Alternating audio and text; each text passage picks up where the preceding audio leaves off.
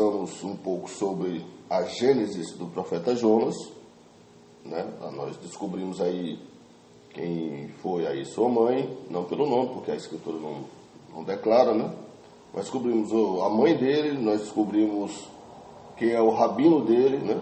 Exato. Nós descobrimos aí o potencial de Messias que está sobre ele, e agora ele, enquanto discípulo de um rabino e de um profeta, também se torna rabino e se torna profeta, né? E ele vai agora fazer sua jornada, seguir seu caminho. Nós vimos que a primeira aparição dele, depois de homem feito, não é no livro de Jonas, é no livro de Reis, né? Segundo Reis. E finalmente agora nós temos o cenário base para começar a ler e discutir o próprio livro de Jonas. E aí, uma observação, uma das meninas que ficou encantada, que está maravilhada com o nosso primeiro trabalho, ela ficou muito feliz, muito encantada, e está ansiosa esperando esse estudo de hoje. Que legal. Bom, vamos lá. Uma observação de uma fala minha, na vez anterior, foi que eu disse, e Elias viveu e morreu esperando que Jonas se manifestasse como Messias. Eu só quero fazer uma ressalva na questão de que Elias morreu. Apesar de haver, sim, uma ala judaica que defende que Elias morreu, não somente Elias, que Elias morreu, que Enoque morreu, que Moisés morreu, né? Eu e o judeu de Caruaru, no entanto, nós optamos por se posicionar de acordo com a ala judaica que acredita diferente. Nós nos baseamos no Zohar e no Midrash, onde diz que não, que Enoque não morreu, que Moisés não morreu, que Elias não morreu, e que, semelhante a Rabi Yeshua, mais 7 personagens bíblicos não morreram e vivem até o dia de hoje. E não da forma espiritual, não. Eles realmente vivem, né, até o dia de hoje. No caso de Elias, em particular, a gente sabe pelo texto, é uma passagem bem conhecida, em que ele foi tomado por uma carruagem de fogo, ok? Então, a minha fala não tem a ver com concordar com a ala em que diz que Elias morreu, mas tem a ver com um jeito de falar, né? Okay. Como que ele esperou a vida inteira que o Jonas se manifestasse como Messias. Então, vamos lá. Jonas, capítulo 1, versículo 1. A gente vai fazendo a leitura e na medida que vai havendo aí a necessidade de comentário, a gente vai comentando. Diz assim o texto. Veio a palavra do Senhor a Jonas, filho de Amitai, dizendo, dispõe-te, vai à grande cidade de Nínive e clama contra ela, porque a sua malícia subiu até mim. Então, Amitai aqui seria o pai do Jonas, esposo da viúva da nossa discussão de ontem, né? O pai dele biológico seria o Amitai, enquanto o pai espiritual seria o profeta Elias. Jonas se dispôs, mas para fugir da presença do Senhor, para Tarsis. E tendo descido a Jope, achou um navio que ia para Tarsis. Pagou, pois, a sua passagem e embarcou nele para ir com eles para Tarsis, para longe da presença do Senhor. Muito bem, veja. Esse trecho aqui é um trecho interessante porque nós vamos ver aqui a menção de 2 cidades que lá no Novo Testamento vai se tornar muito significante, né? Vão se tornar muito significante. E já temos aqui a primeira menção do que parece ser, à primeira vista, e que para os cristãos é um indício, sim, disso que eu vou falar, de que Jonas tem uma postura rebelde, né?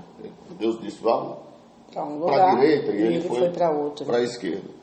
Muito bem. As 2 cidades aqui citadas, Tarsis e Jope, elas se tornaram muito famosas e populares, porque Tarsis é a famosa Tarso, de onde Paulo veio. Paulo de Tarso, né?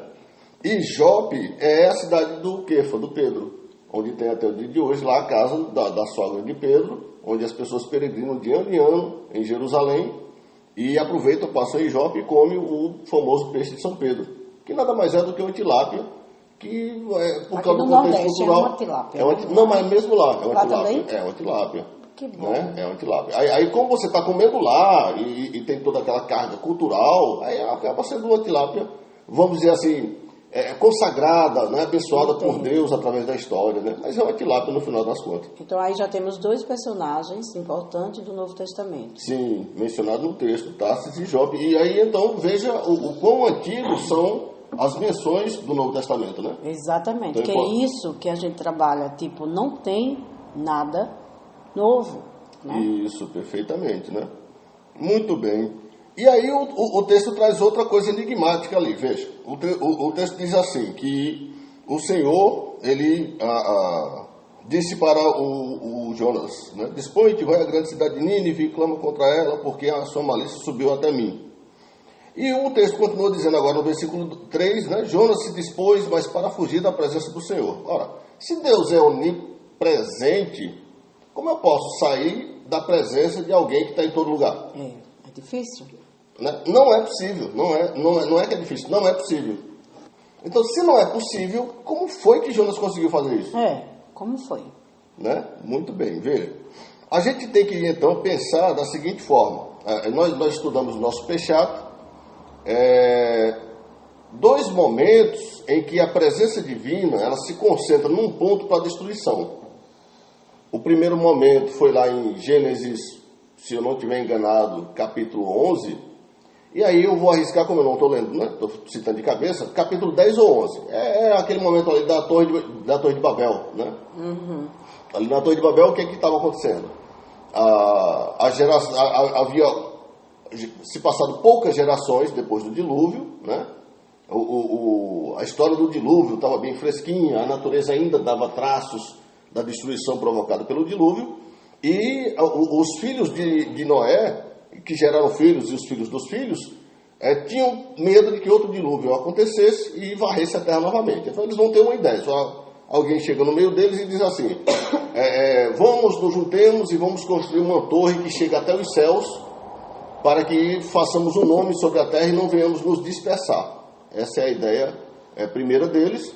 E todos eles se juntam, né, e começam a fabricar tijolos e tal, e vão construindo uma torre. Somente para a gente poder ter uma ideia do que isso significou na época, da dimensão dessa obra, essa torre não parece com aquela torre da Caruá. Porque quando a gente pensa assim, uma torre feita de tijolo, vem a da Caruá, né? Exato. Aquela torrezinha, que é muito legal, inclusive, o pessoal sobe ali com a escadinha para botar a lâmpadazinha ali, não sei como é que não cai. Acho muito louco aquilo ali. Mas não, a Torre de Babel, só para a gente ter uma ideia, ela ficou inacabada, né? Ela não atingiu sequer 1/3 da altura que deveria alcançar, e somente a base da torre inacabada gerou toda a grande cidade de Babilônia. Nossa. Então, veja, Babilônia não era uma cidade que tinha uma torre no meio. A Babilônia primitiva era a base da torre. Veja o tamanho dessa torre. Né? A base dela deu uma cidade inteira. E com andares, né? Então você tinha, vamos imaginar aí, por exemplo, Babilônia, então, até onde foi construída, você tinha a parte da cidade de baixo, a parte da cidade do meio, a parte da cidade de cima. A cidade era a torre, né? Nossa. Era muito grande. E a tradição judaica diz que, por isso, então, que ela poderia chegar a uma altura tão elevada que quem projetou realmente imaginava que ela alcançaria os céus. Uma vez que a base é muito grande, então poderia feito um cone subindo. Quando chegasse lá em cima, estava realmente muito alto. E lá em cima só caberia uma pessoa só. E levaria, de acordo com os cálculos de quem projetou e os dados preservados na tradição judaica, levaria 3 meses para chegar lá em cima. Alguém subindo a pé. Não dá para você empreender uma jornada de 3 meses sozinho. Você precisa de apoio. Exato. Não é? Então esse apoio viria como? Ele viria, as pessoas de fora da torre levariam mantimento para dentro da torre. O mantimento entraria na camada de baixo. O pessoal da camada de baixo levaria o mantimento para a próxima camada. Que o pessoal da próxima camada para a camada seguinte, e a cada camada que subia na torre, menos gente estaria lá. Então quando o mantimento chegasse lá no topo, só caberia uma pessoa no topo e ela estaria muito bem sendo servida por toda a massa embaixo. Lá em cima ela poderia dizer o que quisesse. Olha, eu vi isso, eu vi aquilo, e ninguém iria poder conferir. Estou entendendo. Né? Que aí daria aquela coisa que o pessoal diz, eu vi, e a pessoa não tem como conferir. Perfeitamente. Ou você acredita ou você não acredita, Exato. E todo mundo deu sangue para aquilo, naturalmente não vai acreditar. Claro que ia acreditar. Perfeitamente. Por isso, então, que as escrituras evidenciam que o primeiro líder do mundo foi o Nimrod. Porque ele foi o cara que tinha projetado a torre, foi ele que pensou em ir lá para cima, foi o primeiro indivíduo a se entender como Deus encarnado. O grande Nimrod. Isso é muito bom. Não é? Então, como ele foi o primeiro a ser um Deus encarnado, ele foi o primeiro a querer desmantelar toda a discussão que havia sobre Deus, sobre o Criador. Por isso o texto diz dele assim: ele era um poderoso caçador diante de Deus. Ou seja, ele caçava os movimentos que discutiam sobre Deus e desmantelava. Ou atraía para o seu movimento ou destruía. E chegou a incomodar o próprio Eterno. E foi justamente esse incômodo de Nimrod que levou o Eterno a se concentrar negativamente na construção da torre. Não é? E aí o que é que acontece? Como eles estão juntos, o texto diz assim, né? Lá no capítulo 10 ou 11. Deixa eu só dar uma conferida rapidex, porque... É importante. Né? A Torre de Babel está no Gênesis, coisa simples de conferir. Capítulo 11, a Torre de Babel. Muito bem. E aí o que acontece? Quando eles se juntam, a tradição judaica nos diz o seguinte, ó: onde houver 2 ou 3 judeus discutindo sobre a Torá, a presença divina se faz perceber ali. Se houver mais judeus, essa presença divina se torna mais forte.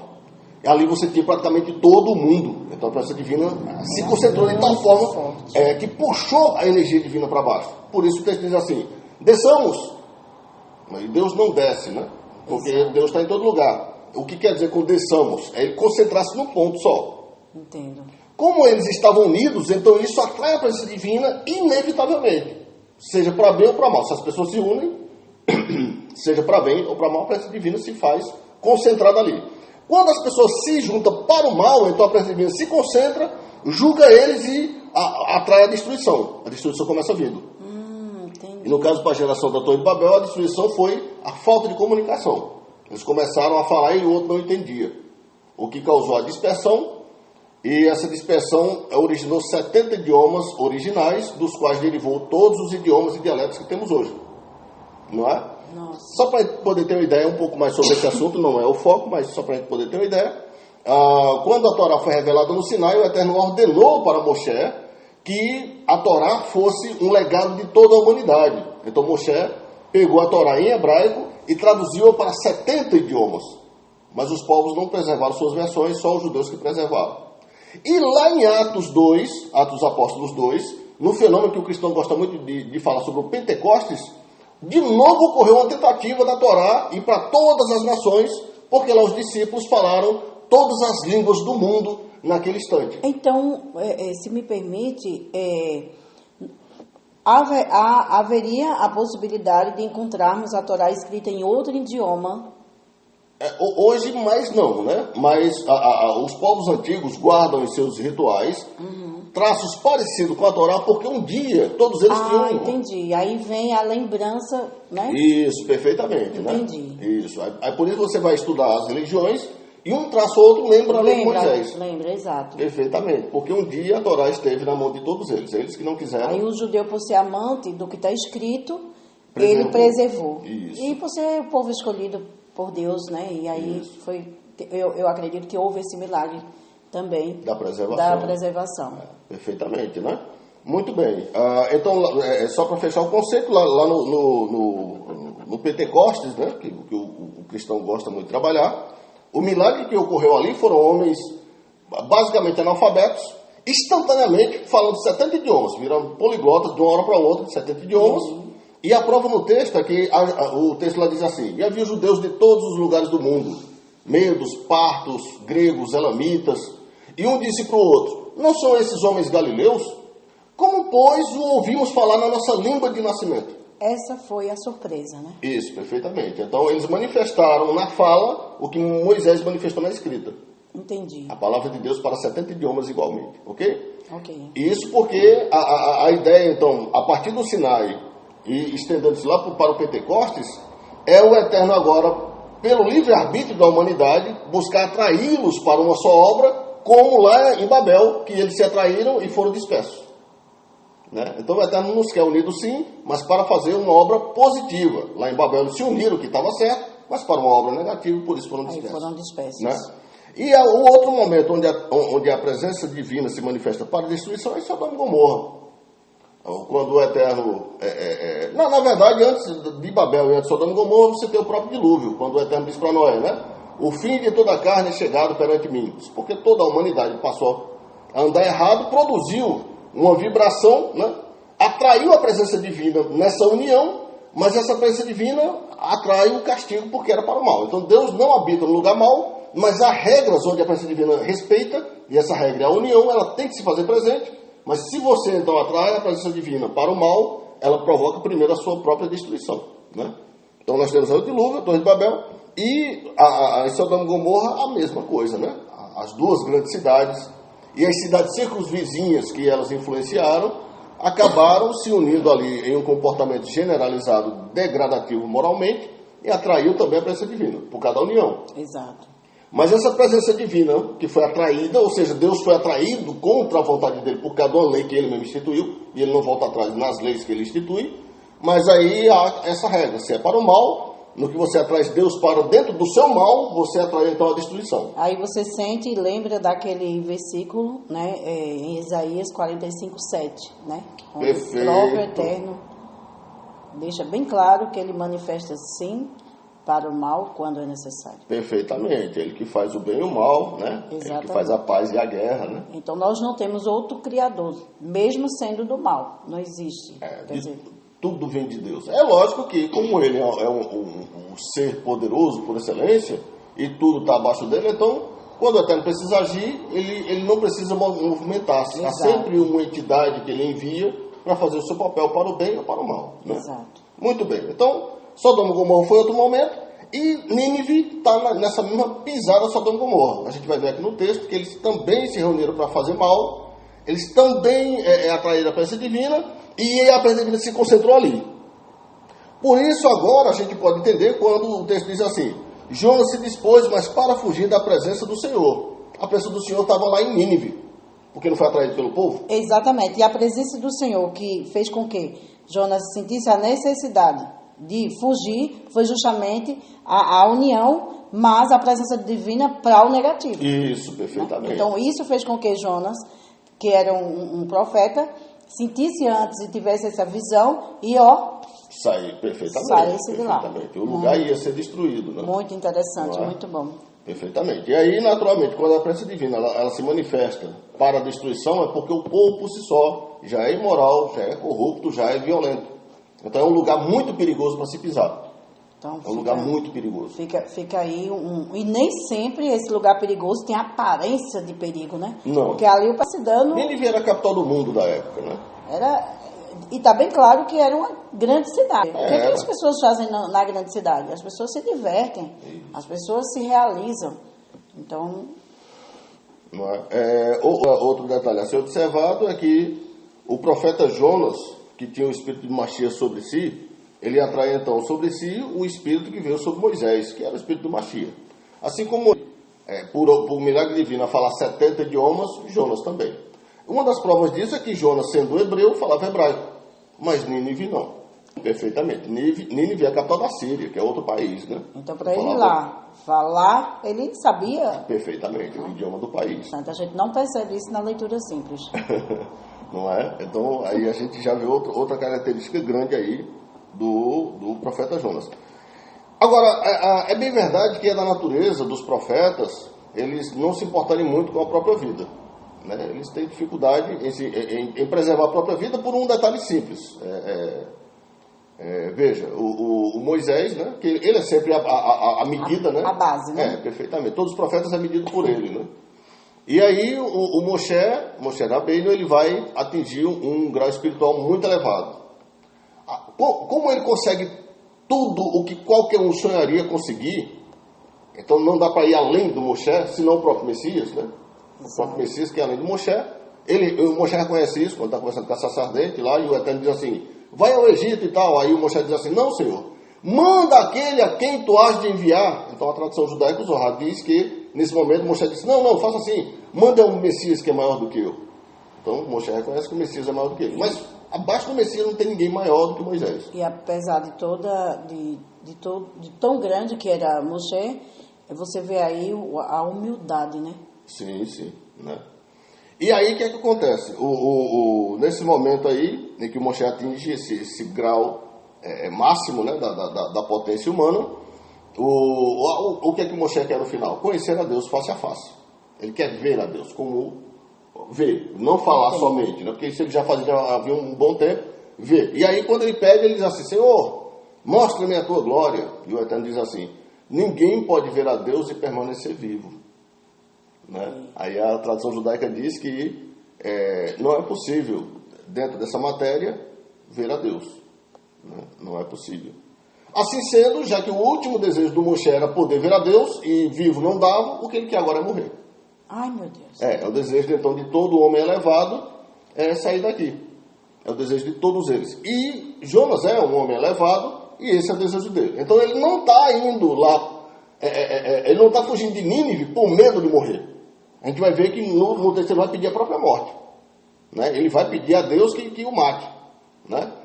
Então não é por medo da cidade, apesar de que a cidade sim faz muito medo. É uma cidade grande, uma cidade perversa, uma cidade imoral, corrupta. Então para quem presta é um lugar para se evitar. Ok? Muito bem. E aí o que acontece? Por que Jonas então estaria fugindo? Jonas estaria fugindo por detalhes que a gente vai encontrar na sequência da leitura. Eu vou ler e a gente vai discutir quando chegar a hora. Mas o Senhor, diz o capítulo 1, versículo 4, mas o Senhor lançou sobre o mar um forte vento. Ele pegou um barquinho, né? Um navio, ia atravessando ali, um forte vento. E fez-se no mar uma grande tempestade, e o navio estava a ponto de se despedaçar. Então os marinheiros, cheios de medo, clamavam cada um ao seu Deus, e lançavam ao mar a carga que estava no navio, para o aliviarem do peso dela. Jonas, porém, havia descido ao porão e se deitado, e dormia profundamente. Está vendo aí? Ou seja, ele sabia que ia morrer. Então, E o que era isso justamente que ele queria? Né? estava realizado. Perfeitamente.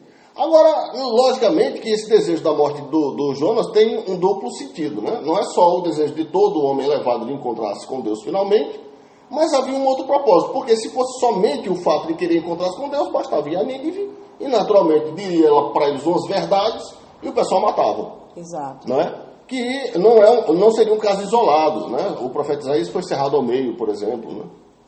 Por dizer suas verdades. E tantos outros profetas, o Rabi Yeshua denuncia isso lá no Testamento. Né?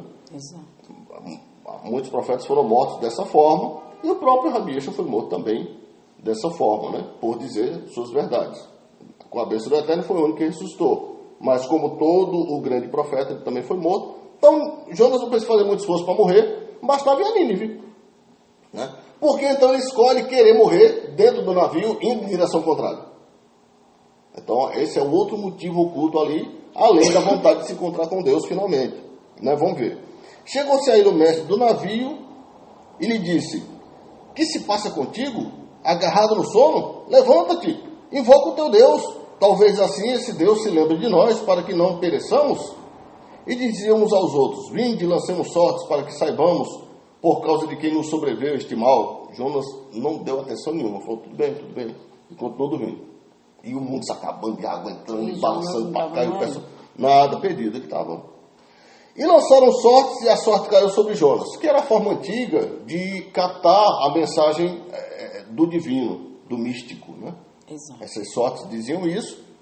E aí é curioso falar um pouquinho sobre isso. Por exemplo, quando a gente joga aquele joguinho simples, né? Hoje em dia o pessoal nem faz muito isso, mas aquela coisa, cara ou coroa, né? É. O outro cara, o outro coroa, e joga a moeda. Na brincadeirinha de criança, sempre você já começa por aí, né? Isso. Então veja, escolher o tipo da brincadeira é uma escolha consciente sua. Você tem o poder para isso. O momento de jogar a moeda, você também tem controle. Você pode jogar agora, pode jogar daqui a pouco. Mas como ela vai cair, aí você não tem escolha.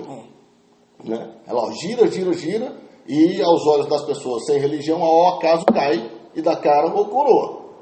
Para a mentalidade do mundo antigo, para as escrituras sagradas, é Deus que escolhe como ela cai. Por isso, a forma da moeda cair, por exemplo, é a vontade divina sobre aquele instante ali que eu estou disputando. E é o que eles fizeram aqui, né? Lógico, eu não estou dizendo aqui que disseram cara coroa, não foi isso. Há muitas outras formas de se processar um jogo de adivinhação semelhante a cara ou coroa, né? E eles escolheram aqui uma modalidade e fizeram, e a vontade divina se manifesta na queda aleatória dos elementos, né? E o resultado foi que caiu para Jonas. Aí falou: mas rapaz, aí desceram lá para ver lá Vamos ver aquele camarada que está dormindo lá. Então lhe disseram, declara-nos agora por causa de quem nos sobreveio este mal. Que ocupação é a tua? De onde vens? Qual a tua terra? E de que povo és tu? Ui, complicou. Aí Jonas falou, não dá mais para ficar aqui cochilando, eu vou falar. Ele lhes respondeu, sou hebreu e temo ao Senhor, o Deus do céu que fez o mar e a terra. Que coisa linda, né? Isso aqui, por natureza, já contradiz a fama popular do Jonas de que ele era rebelde. Ninguém é rebelde temendo, ninguém teme e se rebela. Né? Se eu temo, então eu obedeço. Né? Mas o texto começa dando a entender de que ele se rebelou. Né? Veja, precisamos resolver isso aí. Né? Mas vai ser daqui a pouco, não vai resolver agora não. Vamos lá. Então os homens ficaram possuídos de grande temor e lhe disseram, que é isto que fizeste? Pois sabiam os homens que ele fugia da presença do Senhor, porque ele o havia declarado. E Jonas contou a história para eles, e então eles se assustaram e falaram, acabou tudo. Né? Por que você fez isso? Disseram-lhe, que faremos para que o mar se nos acalme? Porque o mar se ia tornando cada vez mais tempestuoso. Então eles se afeiçoaram a Jonas, eles temeram também ao Deus do céu, viram que Jonas era um homem grande, e disseram, olha, isso que você fez, trouxe a morte para você, mas junto com você vai todo mundo aqui. O que é que ele faz para a gente não morrer? Né? E Jonas era um homem de Deus, Jonas era um homem elevado, Jonas não temia a morte, Jonas também queria se encontrar com Deus como Moisés, e Jonas tinha um outro segredo lá escondido, que será revelado daqui a pouco, do porquê que ele queria morrer. Mas ele não queria levar aqueles gentios idólatras junto. Cada um vive a sua vida. Jonas não se metia na vida de ninguém. Tanto muito é importante, que, né? sim, tanto é que ele teve dificuldade de se meter na vida de Nínive. E aí o versículo 2 diz assim, respondeu-lhes, tomai-me e lançai-me ao mar, e o mar se aquietará, porque eu sei que por minha causa vos sobreveio esta grande tempestade. E aí, de novo, desde lá do início da historinha, como foi ontem, né? Aí, de novo, o reconhecimento. Veja, o reconhecimento de que havia algo errado ali e ele sabia que era por causa dele. Quer dizer, o que é muito difícil se admitir algo sobre você mesmo, né? Perfeitamente, né? E aí o Jonas viu nisso a oportunidade perfeita. No judaísmo, ao contrário do cristianismo, o suicídio ele tem perdão, mas não é recomendável, né? Contudo, o martírio é louvável, é algo que te coloca num patamar espiritual muito elevado. Se alguém te mata, você é inocente e alguém te mata. Você não fez nada por outro e o cara te mata, isso te coloca num patamar espiritual muito elevado. E Jonas, que queria morrer, né, por um motivo que ele vai ver daqui a pouco, né, ele queria morrer, mas não queria se suicidar. Quando ele percebeu o questionamento do pessoal aqui, ele disse, é o que eu quero. Me matar não, mas se vocês jogarem, Acabou. Vocês escapam. Ó, ele encontra aí a oportunidade, né? Porque ele disse, olha, eu sei que é por minha causa que essa tempestade veio. A vontade divina quer que ele vá lá para Nínive. Contudo, há um motivo aqui que ele não quer ir para Nínive. Vamos ver o que foi que aconteceu. E o 13 diz assim, entretanto os homens remavam, porque não queriam jogar ele no mar. Né? Eles gostavam de Jonas. Remavam, esforçando-se por alcançar a terra, mas não podiam, porquanto o mar se ia tornando cada vez mais tempestuoso contra eles. Então clamaram ao Senhor e disseram, Senhor, rogamos-te que não pereçamos por causa da vida deste homem, e não faças cair sobre nós este sangue, quanto a nós, inocente, porque tu, Senhor, fizeste como te aprouve. E levantaram a Jonas e o lançaram ao mar, e o mar cessou da sua fúria. E aí eles ficaram com o coração partido, mas... A tradição judaica diz que então, semelhante a Jonas, eles desviaram de Tarsis para onde ia e foram para Israel e todos se circuncidaram. Nossa! É o que a tradição judaica diz. Então veja, com a morte de Jonas, mais judeus nasceram. Como sempre aconteceu, né, em toda a história, né? E Jonas entendeu que tinha conseguido aí o seu intuito, que era morrer e encontrar-se com Deus. E ainda assim a materializar o propósito que ele tinha em segredo. Mas o 16 diz assim, temeram, pois, estes homens em extremo ao Senhor e ofereceram sacrifícios ao Senhor e fizeram votos. Foram para Israel, fizeram sacrifícios e votos.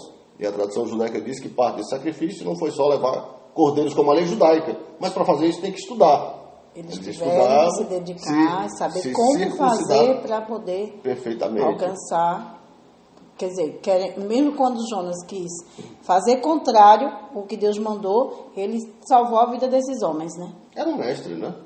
Ele quis salvar a vida dos homens. O que ele não queria era salvar a dele. Salvar a dele. Perfeitamente, né? Muito bem. Deparou o Senhor um grande peixe para que tragasse a Jonas. E esteve Jonas 3 dias e 3 noites no ventre do peixe. Para a tradução judaica, a tradução não quer discutir que espécie de peixe é esse. Hoje dizem, é uma baleia, só uma baleia e tal. A tradução não quer discutir, mas a tradução traz alguns dados interessantes sobre esse peixe. Esse peixe é um dos poucos animais criados no 4º dia da criação só para isso. Né? Quais são os outros animais que também foram criados somente para um momento especial? O peixe de Jonas, o cordeiro de Isaac, o Leviatã e o Bemute de Jó. Então, esses 4 animais, eles foram criados sem par. Ele não foi dado a eles permissão de se reproduzirem. Eles não vivem o tempo dos animais comuns. Né? Eles foram criados para esse momento da história. Cada um na sua época. Sim, perfeitamente. E o destino deles, desde a criação, foi perambular pela terra e ser atraído para esse momento histórico. Nossa, não é? E para a tradição judaica, ser engolido pelo peixe, levou Jonas à morte. Ele morreu. Né? Não é que ele ficou dentro do ventre do peixe vivo, pensando que estava morto. Chacoalhando. Não, ele realmente morreu. O peixe comeu ele realmente morreu. Né? Aí no capítulo 2 segue dizendo assim: então Jonas conseguiu o que queria. Ele morreu. Não é? Ele morreu, realmente se encontrou com Deus, ou seja, nesse sentido, ele foi mais bem-aventurado do que o Moisés. Porque Moisés realmente também morre, né? E se encontra com Deus. E o processo de morte de Moshe é um processo diferente, e por isso a ala judaica que diz que ele não morreu, sustenta, porque o texto diz assim: e morreu Moshe lá na Torá, né?